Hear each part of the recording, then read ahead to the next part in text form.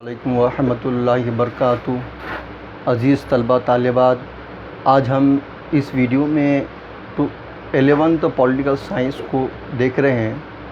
دیکھیے طلبہ، video number ہمارا 3.2 یعنی کہ تیسرے چیپٹر کا ہمارا سیکنڈ ویڈیو ہے ہمارا، ٹھیک ہے طلبہ۔ دیکھیے ایکولیٹی اینڈ جسٹس یعنی کہ مساوات اور انصاف یعنی کہ ہمارا یہ تھرڈ، ٹھیک ہے۔ تو دیکھیے طلبہ، پریویس ویڈیوز میں ہم نے دیکھے ہیں ایکولیٹی یعنی کہ مساوات کس سے کہتے ہیں، اس کی اہمیت، اس کی اس کی خصوصیات کو ہم نے دیکھ چکے ہیں۔ اصل میں ایکولیٹی ہے کیا؟ جیسے کہ ہم سمجھتے ہیں یکسانیت جو ہوتی ہے اس کو ہم ایکولیٹی کہتے ہیں، لیکن نہیں، بلکہ یکسانیت سے مراد ایسا ہے کہ الگ الگ تمام چیزیں ہونے کے بعد تمام کو ایک ہی ہے تو نظر سے اور ایک ہی ہے تو یکساں مواقع دینا انہیں اپنی زندگی کو آگے بڑھنے کے لیے، دراصل وہ مساوات کہلاتی ہے۔ اب اس میں یہ دیکھا جا رہا ہے کہ مساوات کی تاریخ یعنی ہسٹری آف ایکولیٹی ہم کو یہ دیکھنا ہے، یعنی مساوات کی تاریخ کیا ہے۔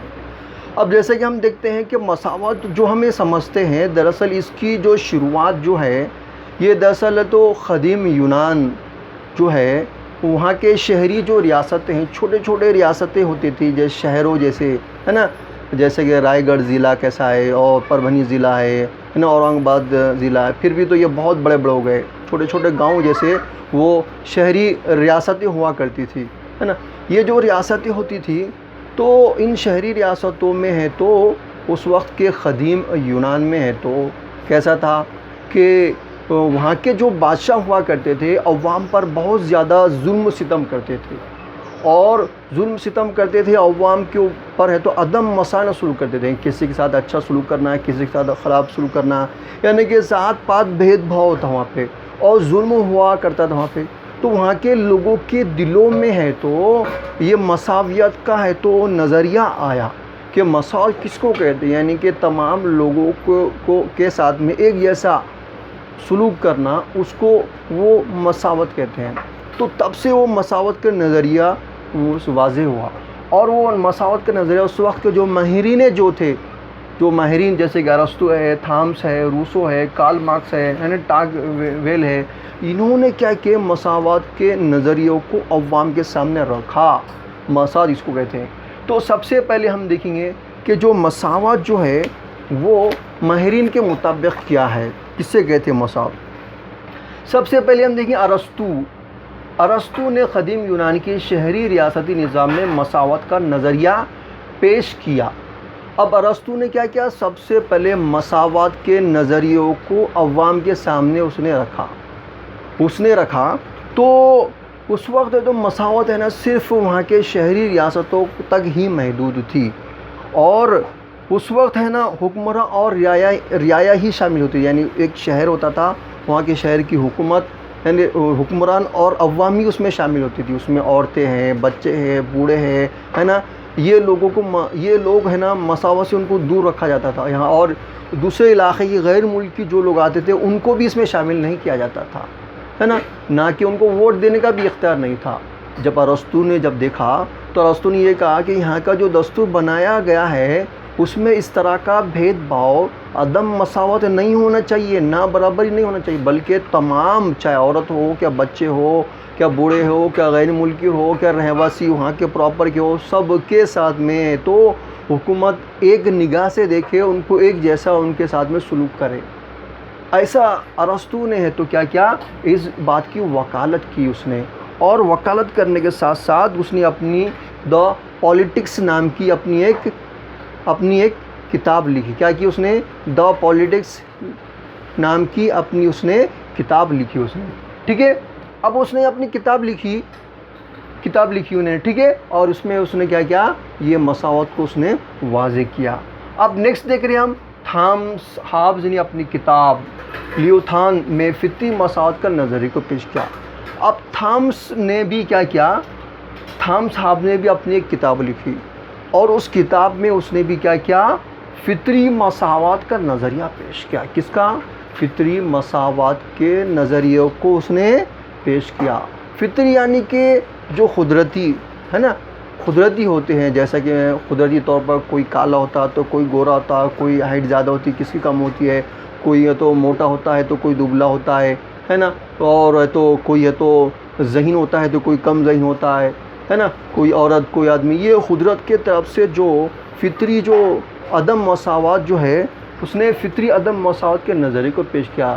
اور انسان کے تخلیق کردہ یعنی کہ مذہب ہے، ذات ہے اور تو دولت ہے، اس پر بھی اس نے بحث کی، اور اس نے کہا کہ الگ الگ ہونے کے باوجود بھی ہے تو سماج میں ہے تو انسان ہے، اس لیے تمام کے ساتھ میں ایک جیسا اور یکساں نظر حکومت دیکھے، اور کوئی بھی حکومت عوام کے مساویانہ جو سلوک کے حقوق کو چھین نہیں سکتی. یہ اس نے تھامس ہابز نے اپنی کتاب میں یہ بات اس نے واضح کی.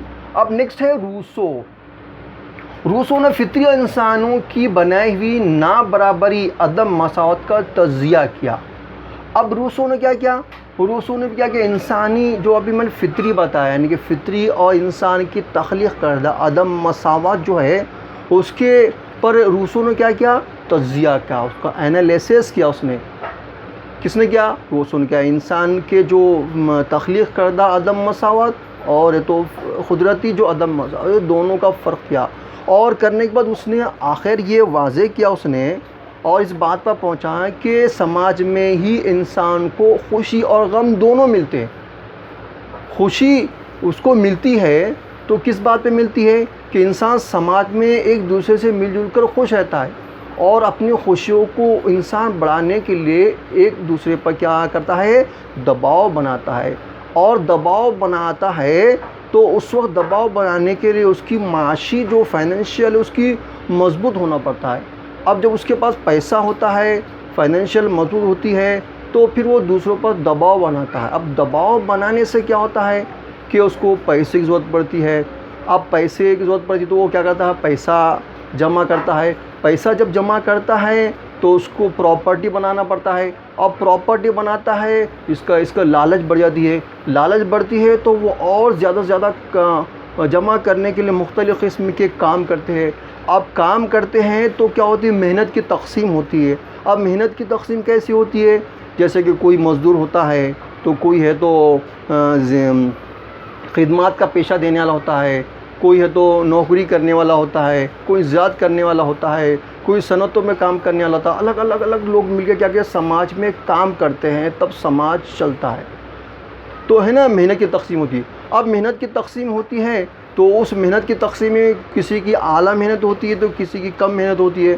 تو اسی محنت میں جو الگ جو عہدے ہوتے ہیں، جس کا اعلیٰ عہدہ ہوتا ہے، جیسے کہ مثال کے طور پر کلیکٹر ہے، سب سے بڑا عہدہ ہے نا، بڑے نیتا ہے، M L A, M P ہے، جج ہے، کلیکٹر ہے، ایس پی ہے، یہ ہے وہ ہے، پھر اس کے ٹیچر ہے، ڈاکٹر ہے، یہ مزدور ہے. سب سے نیچے مزدور آئے گا. تو اوپر کے بڑے جو لوگ ہیں نا، نیچے لوگوں کو حقیر سے نگاہ دیکھتے ہیں اور ان پر دباؤ بناتے ہیں اور ان پر ظلم کرتے ہیں، جس کی وجہ سے سماج میں امیری اور غریبی کا یہ رواج وہاں سے شروع ہوتا ہے. تو روسو نے کیا کہا؟ روسو نے یہی کہا، یعنی روسو نے کہا کہ انسان کی بنائی نابرابری کا تجزیہ کیا اور خوشیاں معلوم کیا. تو معلوم یہ ہوا کہ یہ جو دباؤ کی وجہ سے اور پیسوں کی لالچ کی وجہ سے، پراپرٹی جمع کرنے کی وجہ سے اور معاشی جو کام کی تقسیم کی وجہ سے ہی ہے تو یہ سارے وجوہات پیدا ہوتے ہیں. تو اس لیے اس نے کہا کہ اس لیے انسان کو انہیں کیا کرنا چاہیے، مساویانہ سلوک کرنا چاہیے ایک دوسرے کے ساتھ میں. ٹھیک ہے، روسو نے اس بات پر فوکس کیا. اب کارل مارکس جو ہے، اس نے بھی آزاد خیالی مساوات کی نفی کی اور مساوات کا سوشلسٹ نظریہ پیش کیا اس نے. اب کارل مارکس نے کیا کیا، آزاد خیالی مساوات کی نفی، یعنی اس نے کیا، کارل مارکس سے تو مساوات، آزاد خیالی یعنی کہ ہر ایک کا آزاد خیال نہیں ہونا چاہیے، اس کی نفی کیا، اس نے انکار کیا. اس نے کہا سوشلسٹ ہونا چاہیے. سوشلسٹ یعنی کہ سماج میں تمام لوگوں میں مساوات ہونا چاہیے، تمام سوشلسٹ کا نظریہ، یعنی کہ سوشلسٹ کا نظریہ کارل مارکس کا بہت مشہور ہے. اس نے ہے تو سوشلسٹ کا نظریہ پیش کیا تھا روس میں، اور یعنی کہ تمام کی زمین ایک جیسی ہونا چاہیے، تمام کے مکان ایک جیسے ہونا، تمام ایک جیسی تعلیم حاصل کرنا، یعنی ہر چیز میں مساوات ہونا چاہیے. اور یہ سارا جو ادارے جو ہوتے ہیں سب حکومت کے انڈر میں ہوتے ہیں، سب حکومت ہی چلاتی ہے. تو اس نے کہا مساوات ہونا چاہیے، سماج میں اونچ نیچ نہیں ہونا چاہیے. تو اس طرح کارل مارکس نے بھی آزاد خیالی سے انکار کر کے مساوات یعنی کہ سوشلسٹ کے نظریے کو اس کو فروغ دینے کا کام کیا. ٹھیک ہے. اب ہم نیکسٹ دیکھیں گے ٹاک ویل نے امریکی جنگ آزادی کے مطالعے کی بنیاد پر مساوات کا تصور پیش کیا. اب ٹاک جو ہے ویل جو ہے اس نے بھی امریکہ کی جو جنگی آزادی ہوئی، امریکہ میں جنگی آزادی ہوئی تھی نا، آپ نے تاریخ پڑھے ہوں گے، تو امریکہ کی جو جنگی آزادی ہوئی کیوں ہوئی جنگی آزادی؟ کیونکہ غلامی سے نجات حاصل کرنے کے لیے. تو وہاں کے لوگوں نے جو آواز اٹھائی اور اس جو جنگ لڑی اس کو ہم جنگی آزادی کہتے ہیں. تو امریکہ کی جنگی آزادی کا اس نے مطالعہ کیا اور واضح یہ کیا ہے کہ سماج میں تمام لوگوں کو مساویات ملنا چاہیے، کوئی غلام نہیں ہونا چاہیے، کوئی ہے تو ایک دوسرے پر دباؤ نہیں بنانا چاہیے، بلکہ سب آزاد ہونا چاہیے اور ایک دوسرے میں ہمدردانہ اور ایک دوسرے سے مل جل کر اور مساویانہ طور پر کام کرنا چاہیے. یہ ہے تو ٹاک ویل نے امریکی جنگی آزادی کے مطالعے کے تحت اپنے نظریات کو پیش کیا ہے. ٹھیک ہے.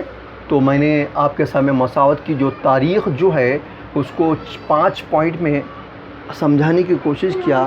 تو میں امید کرتا ہوں کہ آپ کو سمجھ میں آیا ہوگا. اگر آپ کو سمجھ میں آیا ہوگا تو آپ پلیز مہربانی کر کے ہماری اس یوٹیوب چینل کو سبسکرائب، لائک، شیئر اور کمنٹ کرنا بالکل نہ بھولیے گا. ٹھیک ہے.